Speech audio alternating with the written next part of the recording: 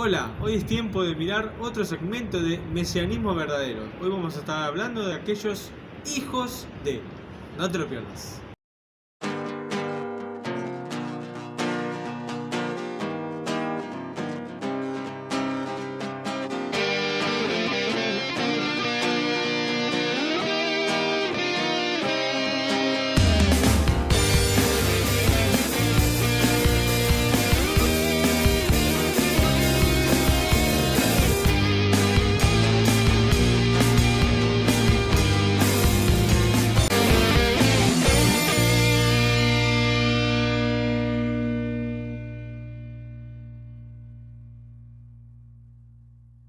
Hola a todos los que nos están mirando a través de la pantalla, sea a través de YouTube o de Instagram.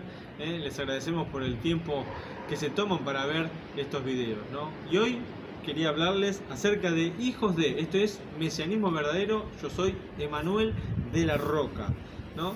Y hoy vamos a hablar, como les decía, de hijos de... Aquellos hijos, familiares, amigos, personales, que están en nuestra vida acompañándonos. Y muchas veces no son de ejemplo o no se comportan honradamente delante de Dios. Y es que a muchos les cuesta corregir sus caminos, ¿no? Y decidí tomar el ejemplo bíblico de los hijos del sacerdote Elí, Ofni y Fines, ¿no? Veremos en su palabra que relata el libro primero de Samuel que había un hombre que se llamaba Elcana.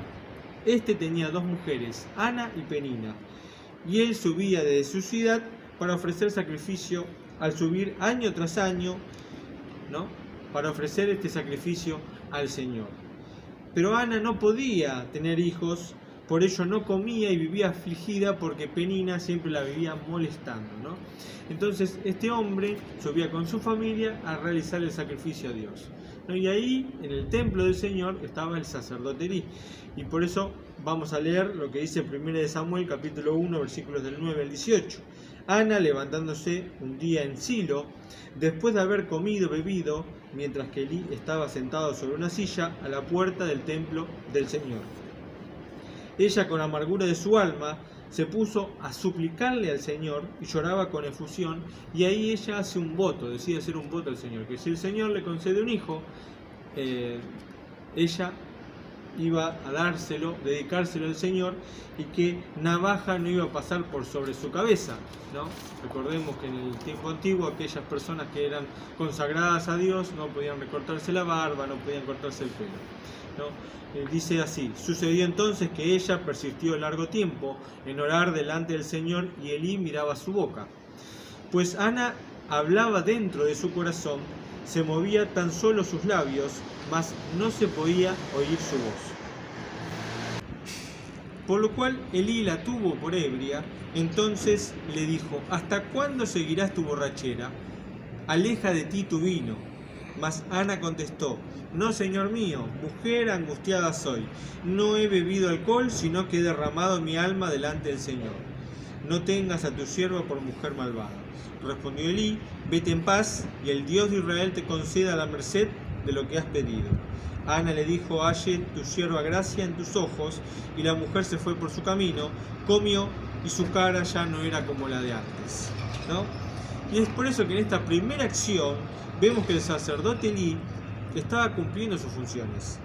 Y como hombre de Dios, él era una persona a la cual ordenaba qué estaban haciendo los demás. Él, desde la puerta del templo, sentado, estaba mirando y observando qué estaba haciendo esta persona. Por lo tanto, tenía la autoridad, como sacerdote y sumo sacerdote de Israel, de decir a la persona que si estaba borracha, que se fuera del templo. Era una persona que trataba de cumplir los mandamientos de Dios. Era un sacerdote que estaba tratando y no tenía problemas para decirle a una persona que no era correctamente que estuviera en el templo, de sacarlo, ¿no? Vemos que este Elí no tuvo problemas para encarar mal a Ana y decirle que estaba borracha, aunque estuviera equivocado, ¿no?, en su visión de ese momento, ¿no? Y vemos también como Dios oye a Ana, ¿no?, sin que ella tuviera mención alguna, porque estaba hablando desde su corazón, desde el fondo de su alma, pero no se podían oír sus palabras, ¿no? Entonces Dios oye la oración nuestra cuando nosotros clamamos a Él, aunque nosotros no lo digamos con nuestros labios, ¿no? Después leemos que Ana, Dios le concede un hijo, al cual llama Samuel, y ella da, como lo prometió, lo da al sacerdote Elí para consagrarlo al Señor, ¿no? Y que empiecen a servir desde ahí. Desde chiquito Samuel empieza a ministrar al Señor, ¿no? Al cuidado del sacerdote Elí. Entonces ahí vemos otra característica más de Elí, que era un sacerdote que con hijo ajeno estaba tratando de cumplir la voluntad del Señor. Procuraba que Samuel creciera en el templo de Dios y le daba ese lugar, porque Samuel no le correspondía, quizás no era un hijo de un sacerdote, pero aquí estaba el cuidado del sacerdote e iba creciendo a los brazos de Dios, y Elí era quien se encargaba de cuidarlo, ¿no? Pero aquí tenemos un problema, ¿no? Y es de lo que vamos a tratar hoy, que es de 1 Samuel capítulo 12, dice: los hijos de Elí eran hombres malvados y no conocían al Señor. Después aclara el por qué los hijos eran malvados, que tiene que ver con las ofrendas de comida que daban, y estos hombres se saciaban y comían de esas ofrendas que eran para Dios, ¿no? Y obligaban a la gente a que se le diera la comida para ellos, ¿no? Vemos en el versículo 17 que dice: se hizo muy grave el pecado de aquellos dos delante del Señor, porque los hombres tenían aborrecidas las ofrendas del Señor. Primero vemos esto: no conocían al Señor, eran sacerdotes que estaban ministrando en el templo de Dios y no conocían al Señor. ¿Cuántas veces vemos personas ministrando o en la casa de Dios sirviendo y no tienen ni se preocupan por conocer al Señor? Muchas veces la presión familiar, no estoy hablando solamente de hijos, estoy hablando de amigos, estoy hablando de gente que, como está sirviendo en la iglesia o en la congregación, tienen esa herencia de que tienen que estar en la iglesia, y muchas veces son obligados a participar de las reuniones, muchas veces son obligados a estar sirviendo al Señor. No lo hacen con el conocimiento verdadero de Dios, ¿no? Y lo vemos a veces sirviendo sin ganas, y lo vemos a veces cometiendo errores, pero no está mal el cometer errores, porque todos los cometemos, pero el tema es cómo llevamos esos errores. Nos arrepentimos a Dios, sabemos que están mal, y vamos y cambiamos y tratamos de esforzarnos por conocer de Dios, por amar su palabra, por buscarle al Señor, o seguimos haciendo la nuestra. Ahí es cuando está mal la cosa, ¿no? Vemos que estos sacerdotes, ¿no?, comían del sacrificio que era para el Señor, que no estaba permitido hacerlo. Aparte, el texto bíblico aclara que estos hombres eran violentos, porque iban y encaraban a los demás para que les dieran las comidas del sacrificio para Dios, ¿no?, de mala manera, obligándolos. Además dice 1 Samuel, capítulo 2, 22, que Elí era un hombre muy viejo y oía hablar de todo lo que hacían sus hijos para con todo Israel, y cómo se acostaban con las mujeres que se reunían a la entrada de la tienda de reunión. Fornicaban con mujeres, ¿no? Levítico 21, que tiene un montón de aclaraciones a lo que debían hacer los sacerdotes, los descendientes del Aarón, ¿no?, que debían casarse con mujeres vírgenes, no tenían permitidos estar con prostitutas, rameras, ¿no?, ni con divorciadas, tenían que ser mujeres vírgenes. Entonces ellos estaban haciendo lo que querían, agarrando el sacerdocio y aprovechándose para hacer lo que se les plasmaba a ellos, ¿no? Pero esto el sacerdote Elí, porque como hombre de Dios, así como tenía el carácter para prejuzgar a Ana, de que estaba en el templo de Dios borracha, se enteró de la fama de sus hijos. Y llega el momento del reto. Entonces en 2 Samuel 2, 23, 25 dice: Elí les decía: ¿por qué hacen tales cosas? ¿Por qué estoy oyendo hablar de sus malas acciones y parte de todo este pueblo? No, hijos míos, no es buena la fama que estoy oyendo. Hacen delinquir al pueblo del Señor. Si pecara un hombre contra el otro, el juez lo juzgará, pero si pecara contra el Señor, ¿quién intercederá por él? ¿No? Pero ellos no quisieron escuchar, porque el Señor ya había resuelto matarlos. Un retito, un tirón de orejas, nada más. Hijitos míos, están equivocados, están errando, todo lo que están diciendo de ustedes en Israel están haciendo mal. Y muchas veces caemos como padres, como primos, con nuestros hermanos, con nuestros familiares, en estas cositas pequeñas, ¿no?, que las personas están equivocándose y podemos corregir errores a otros, pero no podemos hacerlo con nuestros familiares, con nuestros amigos íntimos, ¿no? Muchas veces caemos en esa, ¿no? Y hemos visto en muchas congregaciones a lo largo de nuestra experiencia como hijos de Dios, ¿no? Que a veces son demasiado permisivos con hijos de. Y cuando me refiero a hijos de, me refiero a hijos de pastores, hijos de líderes, hijos de siervos, hijos de personas que están sirviendo al Señor, que tienen un llamado de Dios y que tienen ese llamado de Dios para servir, pero que muchas veces no están seguros de su llamado. Yo entiendo que somos hijos a veces de y tenemos una responsabilidad y que caeremos el peso porque todos nos están mirando y todos están diciendo, muchas veces pasa eso también, ¿no? Pero también hay cierta, a veces, templanza cuando somos padres, ¿no? Cuando son padres, cuando son sus hijos, como que si lo hace otro está mal, pero si los hacen los míos está pecando, pero está errando, pero está tratando de solucionar, como somos como comprensivos con esas personas, ¿no? Y nos cuesta con lo que son familiares nuestros exigirles que hagan lo que a otros le exigimos. Por ejemplo, cuando nosotros nos pusimos de novios con Ago, el mandato, por así decirlo, ¿no? El consejo era, ustedes son novios, están empezando a verse, nosotros nos veíamos 7 veces a la semana porque nos extrañamos y todo eso, no, 3 días a la semana empiecen a verse, 3 días a la semana, ¿no? Pero sus hijos cumplieron ese mandato, se veían cada 3 veces a la semana, no lo sé, ¿no? O por ejemplo, alusiones raras como siempre pasa entre los cristianos, ¿no?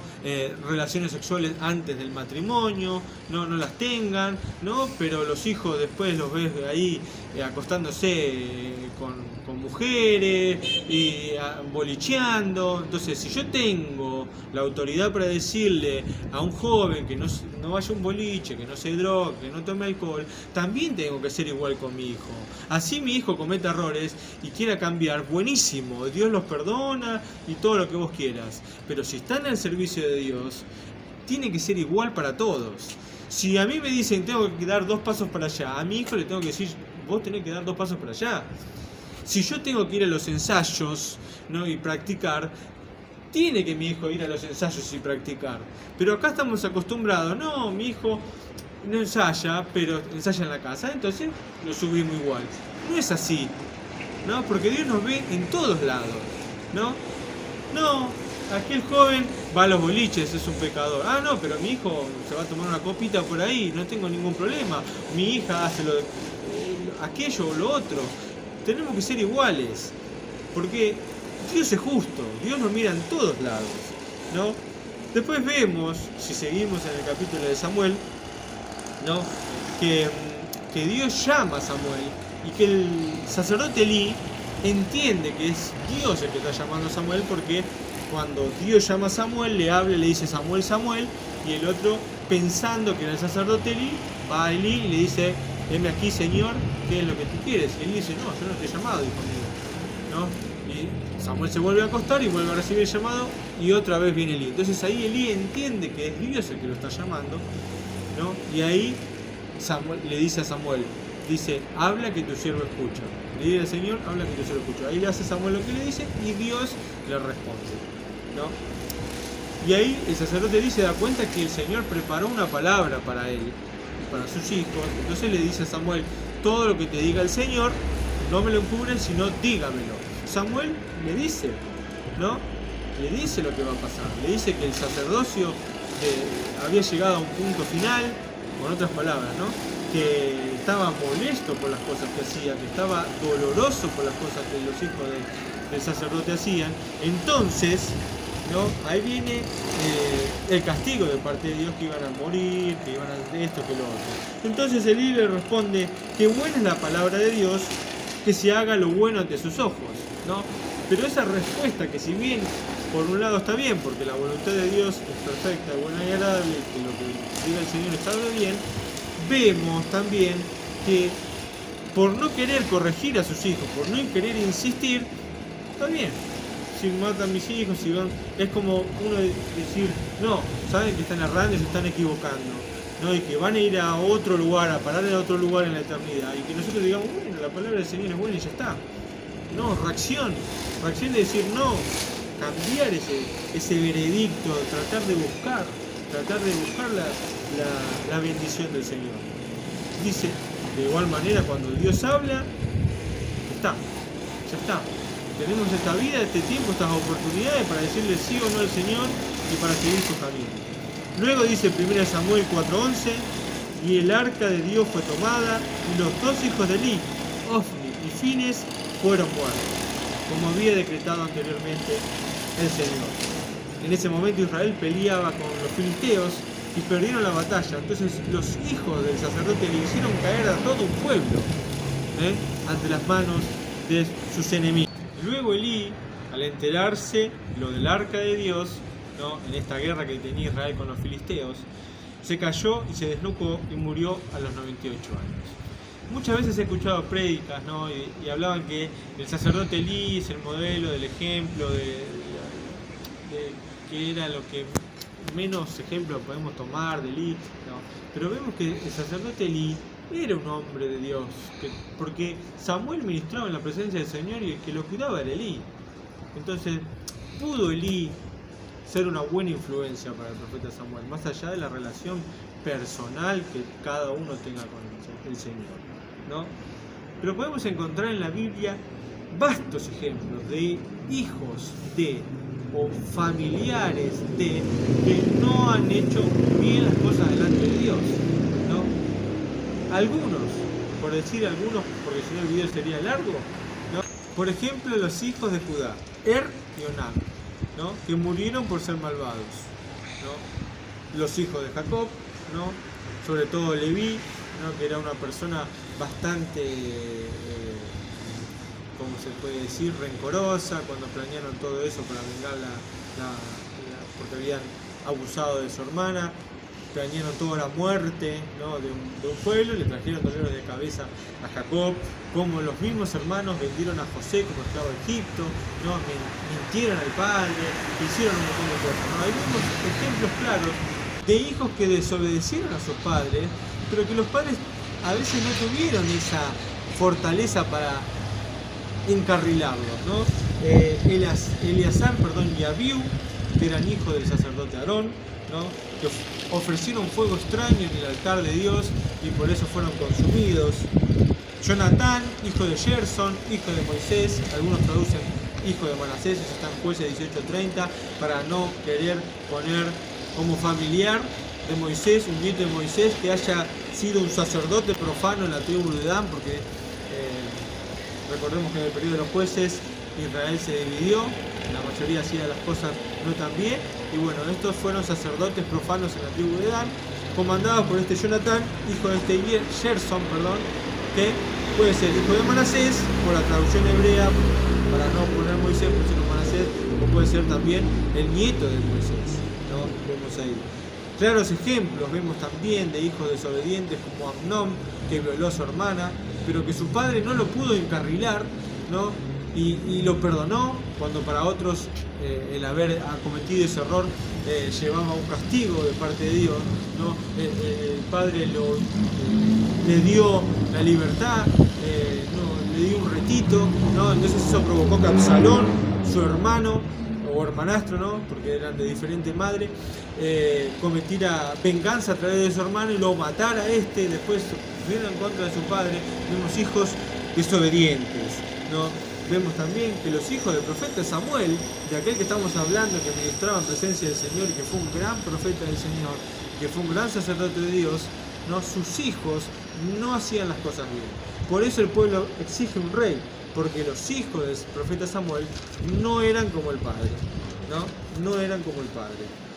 Pero, atención, porque no todos los hijos fueron malos de ejemplo. En contraparte, les voy a comentar algunos que hicieron las cosas bien.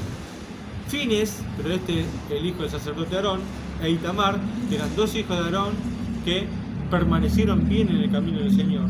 Los hijos de Coré, que no se rebelaron con Coré, ¿no?, y que no murieron en esa rebelión que tuvieron con Coré, Datán y Abiram, ¿no? Jonatán, el hijo del rey Saúl, que si bien murió en la batalla al lado de su padre, era un hombre que buscaba de Dios y que tenía de Dios, ¿no? Josías, que era hijo de un rey que no había sido malvado, que fue criado Josías de chico por un sacerdote y creció, ¿no? Y buscó y ser del corazón agradable a Dios. Entonces vemos ejemplos también de hijos que fueron buenos, ¿no? Pero también vemos muchos familiares y muchos hermanos y muchos hijos, ¿no? de estas personas que tenían un cargo para Dios, que tenían un servicio a Dios, pero que estos hombres no podían, ¿no? ser de la misma manera como eran con las personas, con sus hijos, ¿no? Y como somos nosotros para direccionar a otros, debemos ser con nuestros familiares, ¿no? Dios nos ve en todos lados. Nosotros no podemos ver cómo son mi familiar, mi amigo, mi hijo, cuando no estoy presente. No podemos poner las manos en el fuego por aquellas personas que no vemos cuando no estamos presentes. Solo Dios nos ve y ve la intención de nuestros corazones, ¿no?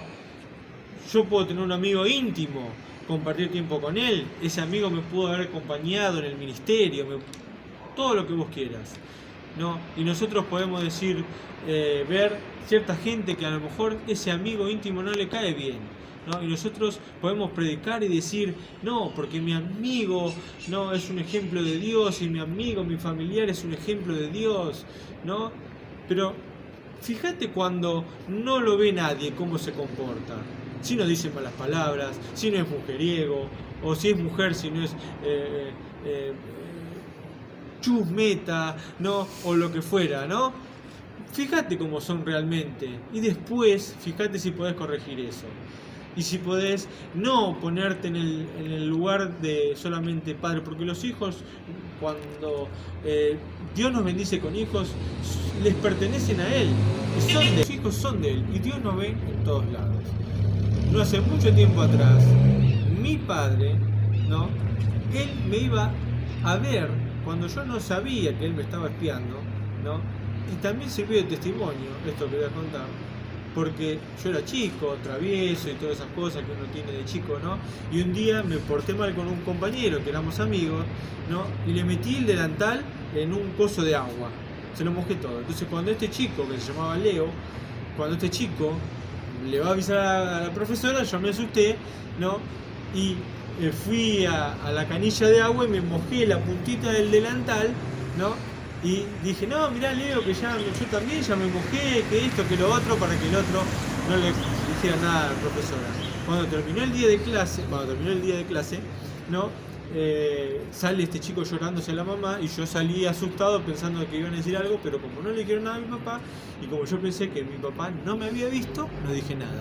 Mi papá, como teníamos 25 cuadras hasta donde vivíamos, ¿no? Mi papá siempre me iba a buscar, entonces fuimos caminando, hablando con él, todo. Entonces, mi papá, astutamente, que ya me había visto anteriormente, yo tenía el delantal mojado. Entonces me pregunta, Emma, ¿qué te pasó en el delantal que tenés mojado? Entonces yo, ¿qué dije? Como mi papá no me vio, dije, no, justo, no sé, fui a tomar agua y me mojé. No me acuerdo bien lo que dije, pero dije una mentira, ¿no? Entonces mi papá dijo, no sé qué, y no me acuerdo qué más me preguntó, como para reafirmar lo que yo estaba diciendo, y yo le volví a mentir, ¿no? Me acuerdo, después llegó a mi casa, me dijo, bueno, yo te vi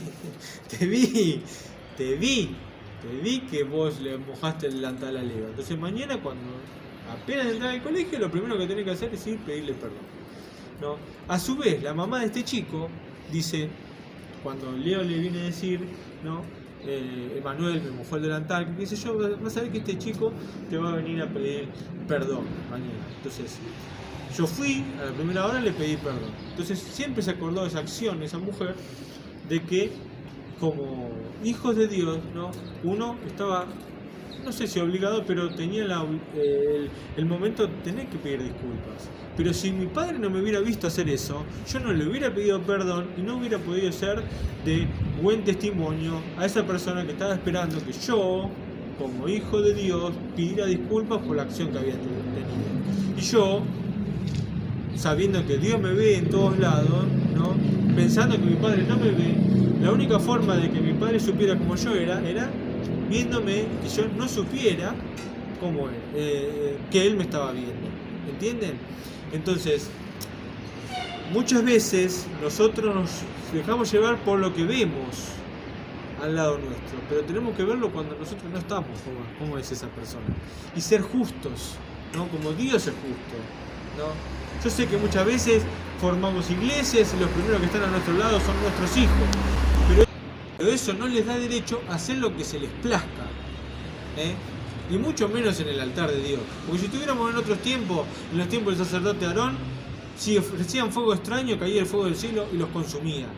¿Entienden? Entonces Dios es un Dios justo, ¿no? Y nos enseña su palabra, cómo debemos hacer para corregir a estos familiares o a nuestros hijos. Dice Proverbios 13:24, quien detiene su vara odia a su hijo, mas el que le ama se apresura a corregirle. Instruye al niño en su camino, dice otro versículo, y no se apartará de él cuando sea grande. O sea, de pequeños es cuando ustedes deben instruir a sus hijos, para que después no vayan dañando los corazones a las personas, ¿no? Y que no lo vayan diciendo, no, mirá que el hijo de está por ahí haciendo de las suyas, y después lo veamos en el altar. No. Debemos ser iguales, así como somos con los hijos de los demás, debemos ser con nuestros propios hijos. Esto es lo que quería compartirles en el día de hoy. Los invito a poner me gusta, a comentar, mandar mensajes. Que el Señor los bendiga grandemente. Nos estaremos viendo en algún próximo video. Gracias.